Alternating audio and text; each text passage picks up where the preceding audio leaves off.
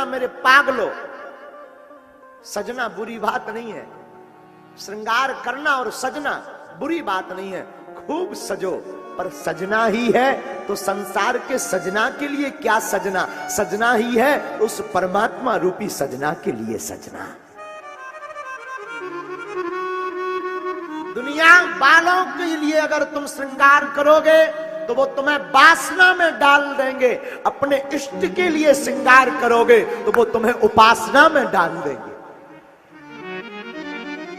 दुनिया के लिए अगर तुम श्रृंगार करोगे पागलो तो काम में फंसोगे, और प्रभु के लिए श्रृंगार करोगे तो राम में फंसोगे।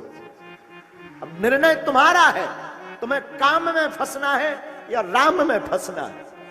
दुनिया के लिए श्रृंगार करोगे तो बुद्धू बनोगे, वो तुम्हारी झूठी प्रशंसा करके तुम्हारा शोषण करके चल देंगे। अपने इष्ट के लिए श्रृंगार करोगे तो तुम बुद्ध बनोगे। निर्णय तुम्हें करना है, बुद्धू बनना है या बुद्ध बनना है। मेरे पागलो, दुनिया के लिए श्रृंगार करोगे तो दुनिया तुमको नरक भेजेगी, अगर इष्ट के लिए श्रृंगार करोगे वो तुम्हारी बाहें पकड़कर साकेत बुला लेगी। इसलिए मेरे साधु, कथा कीर्तन तुम इसलिए भी मत आया करो कि हम नहीं जाएंगे तो निमंत्रण नहीं माना जाएगा। इसलिए भी कथा मत सुना करो कि 3 घंटे तुम्हारा टाइम पास हो जाएगा। और माफ करना, तुम्हारी कथा सुनना तब तक व्यर्थ है जब तक तुम कथा में जीना शुरू नहीं कर दोगे। कथा को सुनो भर मत, जियो, कथा में जीना शुरू करो, कथा के एक पात्र में बैठना शुरू करो, डूबना प्रारंभ करो। हम और तुम सबसे बड़ी गलती करते, कितनी तुमने कथाएं नहीं सुन ली, क्या खाक बदलाव आया? कितनी कथाएं भारत में हो नहीं रही,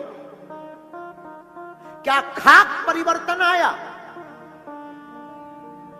और माफ करना मेरे पागल, ये बात कोई बोले क्षमा करना, हमें तो होश नहीं, हम अपनी बुद्धि से बोल भी नहीं रहे, बोलने वाला बोल रहा है। मेरे पागल माफ करना, कथाओं से कल्याण नहीं होना है, कथा को जीवन में उतारने से कल्याण होना है।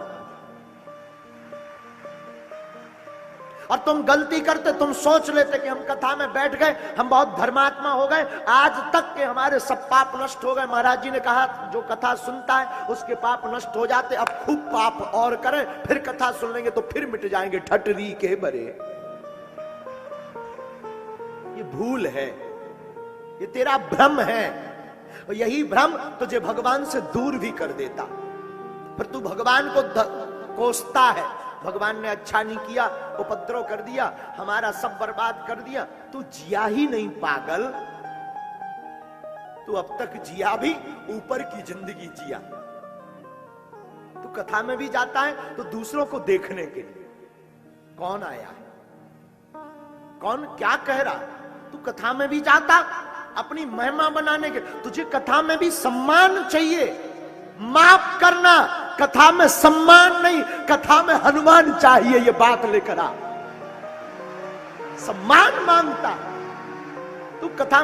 माफ करना, मुझे बहुत बुरा लगता कई बार जब मंचों की वीआईपी व्यवस्था होती तब दिल एकदम खोलता है हमारा। मंचों पर वीआईपीओ के, क्षमा करना, गरीब सिर्फ ताली बजाने के काम आता है। मंचों पर फोटो खिंचवाने वाले ज्यादातर लोग फोटो के चक्कर में मंच पर आते हैं। और ये बात कोई गुरु इसलिए नहीं बोल सकता क्योंकि सब गुरुओं, माफ करना, सबको, कई लोगों को लगता कि हमारी व्यासपीठ मिट ना जाए, हमारी व्यासपीठ कोई छुड़ा ना ले, हमें कोई बुलाए ना। हमें इसका भी भय नहीं कि तुम हमें बुलाओ या ना बुलाओ, पर ये पीठ सत्य बोलेगी, बोलेगी। कथा में सम्मान के लिए नहीं, हनुमान के लिए आओ, वरना आओ मत। आना बंद करो, तुम टाइम बर्बाद कर रहे हो 3 घंटे का। घर के भी तुम ताने सुन रहे कि बड़े भक्त तो बने, क्या कर लिया तुम्हारे भगवान ने। दरअसल तुम भक्त बने ही नहीं, दरअसल तुमने कथा सुनी ही नहीं, तुमने तो कथा को एंजॉय किया। और ये लाइफ एंजॉय विथ नहीं है, कथा एंजॉय की नहीं होती, कथा तो जीवन जीने की कला होती। डूबो इसमें, गहरे में उतरो। आप कहोगे महाराज गहरे में कैसे उतरना है? एक पात्र को चुनो, ये पात्र हम हैं।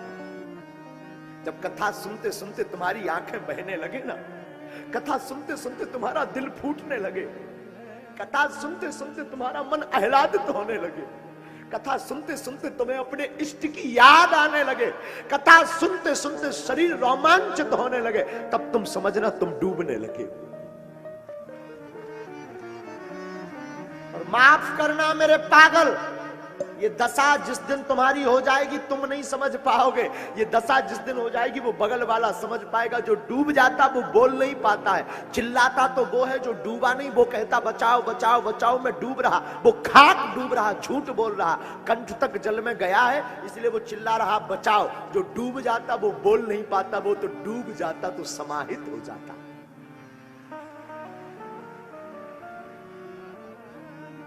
वो स्वामी जी कहते स्वांता सुखाय। दुनिया क्या कहेंगे लोग, ये छोड़ो साहब, दुनिया क्या कहेंगे। दुनिया सगे बाप की नहीं हुई, ये दुनिया तो बोलती है।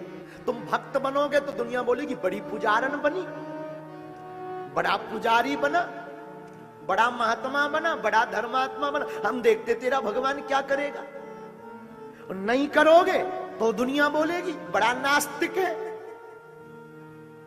भगवान विरोधी है, सनातन विरोधी है, भगवान विरोधी है। तुझे सुनना दोनों तरफ से।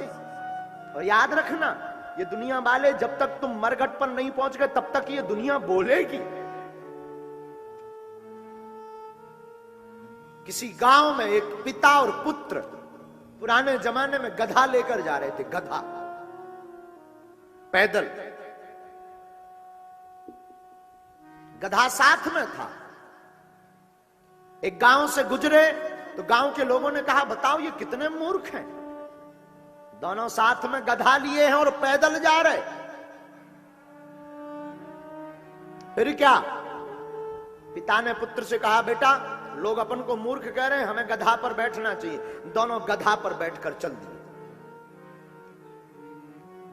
थोड़ा दूर चले तो फिर कुछ लोग मिले, और लोग मिले तो फिर लोगों ने कहना शुरू किया बताओ दीनता का तो जमाना नहीं रहा, कैसा समय आ गया।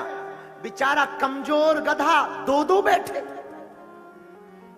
बाप ने कहा बेटा अब भी बेइज्जती हो रही है, एक काम कर तू बैठा रहे, मैं पिता हूं, मैं पैदल चलता। आगे निकले तो कुछ युवान खड़े थे, जवान बच्चे, वो आपस में चर्चा करने लगे। घोर कलयुग आ गया, बाप बूढ़ा है उसको पैदल चला रहा, सांड जैसा बेटा गधे पे बैठा है। बेटा ने कहा पिताजी तुमने तो हमारी बेइज्जती करवा दी, क्या करूं बेटा। पिताजी एक काम करो तुम गधे पे बैठो, मैं पैदल चलता हूं। अब बाप को बैठा दिया, छोटा सा बच्चा 16 साल का पैदल चलने लगा। फिर लोग मिले बूढ़े लोग, तो वो फिर बोले बताओ तो इस बूढ़ा को बुढ़ापा आ गया, मरने को आ गया, इसको शर्म नहीं है, कोमल सा सुकुमार सा बच्चा को पैदल चला रहा, खुद सांड जैसा गधे पे बैठा है। अब तो दिमाग खराब हो गया दोनों का। पिताजी बोले बेटा अब क्या करूं। बेटा बोले तुम पिताजी आप बताओ, अब तो एक ही उपाय बचा है कि गधा को ही ऊपर उठाओ। और देखो तमाशा, ये माने भी नहीं, ये भी तुम्हारे जैसे बदमाश लोग थे, ये नहीं माने। इन्होंने एक रस्सीली एक लकड़ी ली, गधा को उल्टा करके बांधा और गधा को लकड़ी में बांध के एक लकड़ी का सिरा बाप ने कंधे पे रखा और दूसरा सिरा बेटे ने रखा और गधा को टांगे ले जा रहे। और फिर लोग मिले, लोग हंसते हुए बोले बताओ आज